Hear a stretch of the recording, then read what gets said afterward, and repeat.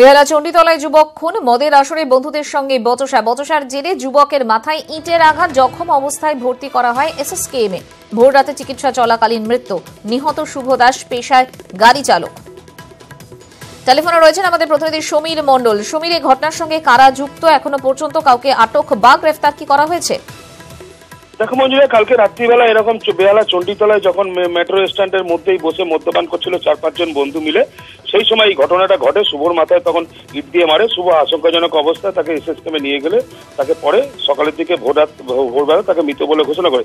এখনো পর্যন্ত কাউকে অ্যারেস্ট করা হয়নি এবং বাড়ির লোকরা অভিযোগ করছে যে এটা পরিকল্পনাভাবে কোনো খুন করা হয়েছে, এরকম বলেই বাড়ির লোকরা এখন অভিযোগ করছে এবং এলাকায় এখন উত্তেজনা রয়েছে।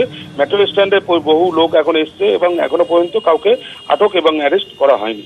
মঞ্জুরা, ধন্যবাদ সমীর। কর্মসংস্থানে নতুন দিশা দেখাচ্ছে রাজ্যের রেশম খামার। পশ্চিম মেদিনীপুর জেলার রেশম খামার থেকে সরাসরি কর্মসংস্থান হয়েছে কয়েক হাজারেরও বেশি মানুষের। এছাড়াও রেশম খামার থেকে পাওয়া বীজ থেকে বাণিজ্যিক উন্নতি হয়েছে অন্য জেলার মানুষেরও। সরকারি প্রকল্প ও উন্নত গবেষণার সুফল পেয়েছে রেশম শিল্প।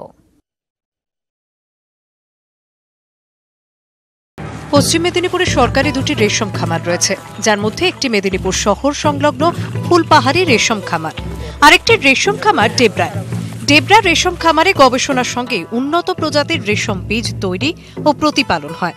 ফুলপাহাড়ি রেশম খামারে ওই সমস্ত উন্নত বীজ এনে আরো বেশি পরিমাণে বীজ ও গুটি তৈরি করা হয়। এই বীজ ও গুটি পশ্চিম মেদিনীপুরের সঙ্গেই মালদা, মুর্শিদাবাদ, বীরভূম ও অন্য বিভিন্ন জেলায় বাণিজ্যিকভাবে সরবরাহ করা হয়। এই রেশম চাষ দিশা দেখিয়েছে কর্মসংস্থানে। রাজ্যে মোট 59টি রেশম খামার আছে, যার মধ্যে 5টি খামার গবেষণা ও উন্নত প্রজাতির বীজ তৈরিতে ব্যবহার হয়। এর মধ্যে একটি খামার পশ্চিম মেদিনীপুরের ডেবরা থেকে বীজ এনে পরিত্যক্ত জমিতে তুঁত চাষ করতে পারবেন কর্মহীনরা। রাজ্যের ওয়েস্টল্যান্ড ডেভেলপমেন্ট প্রোগ্রাম প্রকল্পে পরিত্যক্ত জমিতে তুঁত চাষের সুবিধা মিলবে। পশ্চিম মেদিনীপুরে 300 পরিবার রেশম চাষে যুক্ত ছিল, এখন প্রায় 600 পরিবার রেশম চাষে যুক্ত। গোটা স্টেটের যে চাহিদা, সেটা কিন্তু মেদিনীপুরের ডিমের খুব চাহিদা থাকে। এখানকার দুটো ফার্মের গুরুত্ব সেই দিক থেকে অপরিসীম।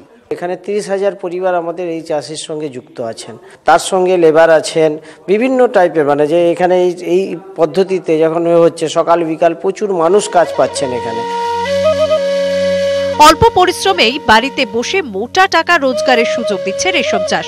মহিলারাও সংসারে লাভ করতে পাচ্ছেন।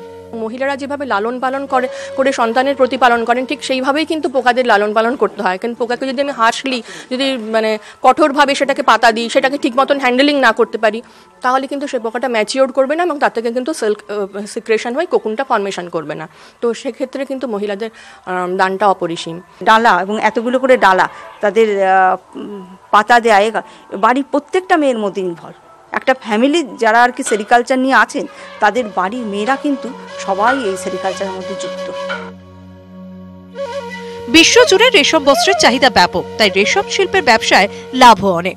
তাই রেশম চাষ থেকে বাজারজাত করা প্রক্রিয়ায় যুক্ত মানুষেরাও লাভবান হচ্ছেন অনেকটাই। কয়েক লক্ষ মানুষের প্রত্যক্ষ ও পরোক্ষভাবে কর্মসংস্থানের সুযোগ করেছে রেশম শিল্প। সহযোগিতার হাত বাড়িয়েছে রাজ্য সরকার। পশ্চিম মেদিনীপুর থেকে সৌমিক মজুমদার, নিউজ 18 বাংলা।